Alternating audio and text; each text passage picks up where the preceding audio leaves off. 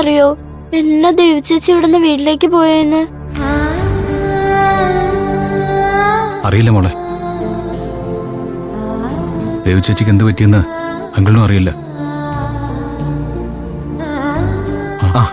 സന്ദീപോ, മോൾ ആരോടാ സംസാരിക്കുന്നത് ഞാൻ നോക്കുകയായിരുന്നു. ഇതാ മോളെ, ഈ പാല് കുടിക്ക്. സന്ദീപിനെന്താ കുടിക്കാൻ എടുക്കേണ്ടത്? ഒന്നും വേണ്ട തിരുമേനി. ഇപ്പോ മോള് പറഞ്ഞപ്പോഴാ ദേവുട്ടി ഇവിടെ ഇല്ലാന്നുള്ള കാര്യം ഞാൻ അറിഞ്ഞത്. മോള് പാല് കുടിച്ചോ, അച്ഛൻ ഇപ്പൊ വരാം. സന്ദീപേ, ഒന്ന് വരും.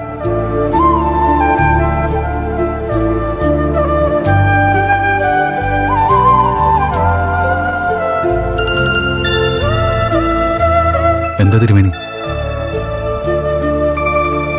ചോദിക്കുന്നതുകൊണ്ട് എന്നോട് മുഷിച്ചിലൊന്നും തോന്നരുത്.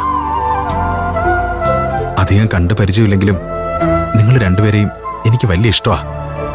അതുകൊണ്ട് ചോദിക്കാണെന്ന് കൂട്ടിയാ മതി. എന്താ തിരുമേനി? എന്താണെങ്കിലും പറഞ്ഞോളൂ. സന്ദീപ് ദേവുട്ടി വിവാഹം കഴിക്കുന്നതില് അമ്മയ്ക്ക് തീരെ താല്പര്യമില്ല അല്ലേ? എന്താ തിരുമേനി അങ്ങനെ ചോദിച്ചത്? ദേവുട്ടി എന്തെങ്കിലും പറഞ്ഞോ? പറഞ്ഞത് ദേവുട്ടിയല്ല, ഞാൻ കടയിലെ കുമാരേട്ടനിൽ നിന്ന് അറിഞ്ഞതാ. അറിഞ്ഞപ്പോ വല്ലാത്തൊരു വിഷമം തോന്നി. ദേവുട്ടി ഇവിടെ നിന്ന് പോയതില് ആ കുട്ടി ഒരിക്കലും കുറ്റം പറയാൻ പറ്റില്ല സന്ദീപേ. എന്തോ ഉണ്ടായത് തിരുമേനി? ദേവുട്ടിയെ കാണാൻ സന്ദീപിന്റെ അമ്മ പൂക്കടയിൽ ചെന്നിരുന്നു. ഈ ബന്ധത്തിൽ നിന്ന് പിന്മാറണമെന്ന് അവരാ കുട്ടിയോട് ആവശ്യപ്പെട്ടു എന്നാ കുമാരേട്ടൻ പറഞ്ഞത്. ഉള്ളിൽ കരഞ്ഞുകൊണ്ട് ദേവുട്ടി അത് സമ്മതിക്കുകയും ചെയ്തു. ഞാൻ അറിയുന്ന ദേവുട്ടി വെറും ഒരു സാധുവാ. മനസ്സിൽ ഒരുപാട് നന്മയും സ്നേഹമൊക്കെയുള്ള ഒരു നല്ല മനസ്സിനുടമ. എന്തെങ്കിലും മാർഗമുണ്ടെങ്കിൽ ആ കുട്ടിയെ കൈവിടരുത് സന്ദീപേ. ദേവീ കടാക്ഷമുള്ള കുട്ടിയാ. അതെന്റെ അനുഭവത്തിൽ നിന്ന് പറയാണെന്ന് കൂട്ടിക്കോളൂ. എന്നെ വല്ലാതെ തോൽപ്പിച്ചു കളഞ്ഞല്ലോ അമ്മേ. ഇങ്ങനെ ഒരു ചതി ഞാൻ പ്രതീക്ഷിച്ചില്ല.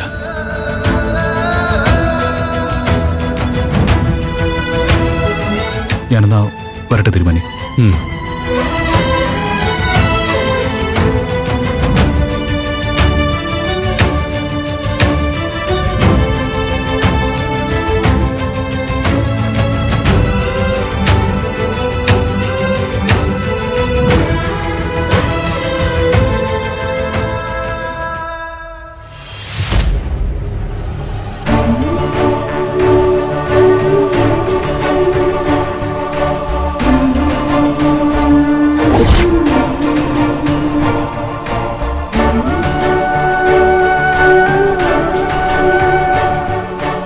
അമ്മേ, അമ്മേ, ഒന്നിങ്ങ് വന്നേ. എന്തിനാ നീ ഇവിടെ കിടന്ന് തൊള്ള തുറക്കുന്നേ? അകത്തൊരു 100 കൂട്ടം ജോലി കിടക്കുക. എല്ലാം ചെയ്ത് മടക്കേ ഞാൻ ഒറ്റയ്ക്കേ ഉള്ളൂ. അമ്മേ, ഇത് നോക്കി.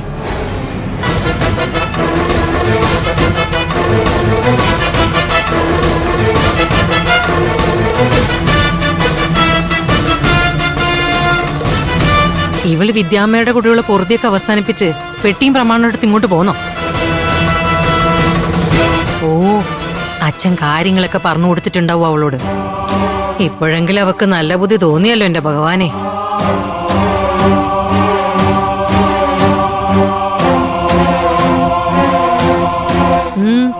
എന്താ വന്നത്?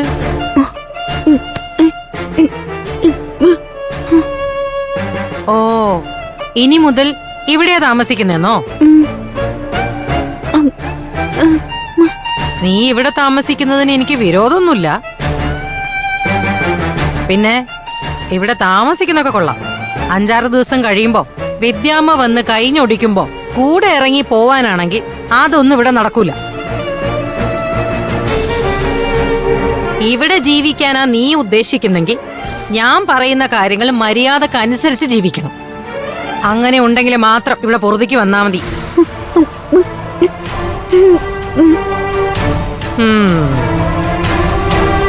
ഞാൻ പറയുന്നൊക്കെ അനുസരിച്ചോളാന്ന് നീ ഇപ്പൊ പറയും. പക്ഷേ 4-5 ദിവസം കഴിയുമ്പോ നിനക്ക് വീണ്ടും അക്കരെ പറ്റിയാന്ന് തോന്നും. അപ്പൊ പിന്നെ ഇവിടെയുള്ളവരെയൊക്കെ മണ്ടന്മാരാക്കി നീ വീണ്ടും പായം ചുരുട്ടിയെടുത്ത് വിദ്യാമ്മയുടെ അടുത്തേക്ക് പോവും. അതൊന്നും ഇനി ഇവിടെ പറ്റില്ല. അതിന് സമ്മതമാണെങ്കിൽ മാത്രം ഇവിടെ കഴിഞ്ഞാ മതി.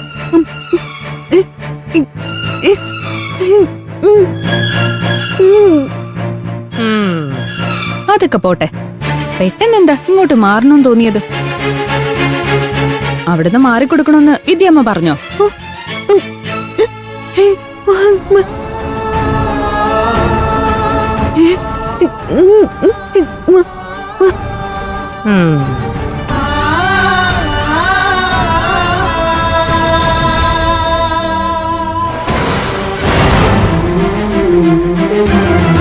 വിദ്യമ്മ ആവശ്യപ്പെടാതെ സ്വന്തം ഇഷ്ടത്തിന് ഇങ്ങോട്ട് മാറിയതാണെങ്കിൽ അതിന് പിന്നിൽ എന്തോ കാരണമുണ്ടല്ലോ അമ്മേ. അത് ഞാൻ പറഞ്ഞു തന്നെ. അച്ഛൻ മകളെ ഉപദേശിച്ച് കാര്യങ്ങൾ പറഞ്ഞ് മനസ്സിലാക്കി കാണും. ഗഗനുമായിട്ടുള്ള കല്യാണത്തിന് സമ്മതിക്കുന്നതാ ബുദ്ധിന്ന് അവക്കും തോന്നിയിട്ടുണ്ടാവും. ആ, എന്തായാലും കാര്യങ്ങളൊക്കെ വിചാരിച്ച പോലെ നടന്നാ മതിയായിരുന്നു. ഇതൊന്നും അല്ലമ്മേ കാര്യം, വേറെ എന്തോ കാര്യമായ പ്രശ്നമുണ്ട്. ആ, കുറച്ച് കഴിയട്ടെ. കാര്യം എന്താണെന്നൊക്കെ അവളിൽ നിന്ന് തന്നെ നമുക്കറിയാം. എന്തായാലും ഇനി ഇവള് ഇവിടുന്ന് പോവാതെ നോക്കണം. ആ, അതിനെ അമ്മയും കൂടി വിചാരിക്കണം. പെട്ടെന്നുള്ള ദേഷ്യത്തിന് ആട്ടി ഇറക്കി വിട്ടാ പിന്നെ ആളെ ഇങ്ങോട്ട് പ്രതീക്ഷിക്കണ്ട. നീ പോടി. എനിക്ക് ദേഷ്യം വന്നാ എനിക്ക് തോന്നുന്നൊക്കെ ഞാൻ പറയും. അത് സഹിക്കാൻ തയ്യാറുള്ളവര് മാത്രം ഇവിടെ ജീവിച്ചാ മതി. ആ,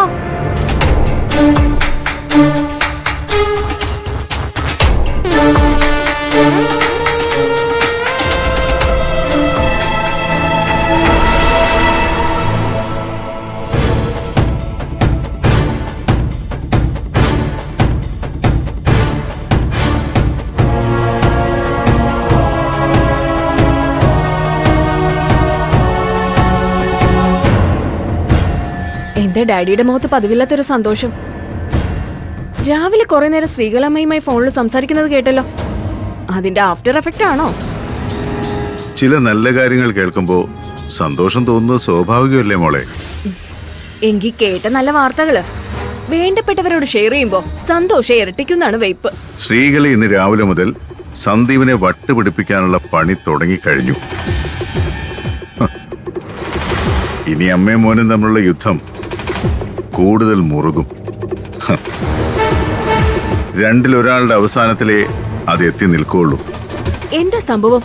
ഒന്ന് ഡീറ്റെയിൽ ആയിട്ട് പറ ഡാഡി. ശ്രീകല സന്ദീപ് അറിയാതെ രാവിലെ തന്നെ ആ പെങ്കൊച്ചിനെ പോയി കണ്ടു.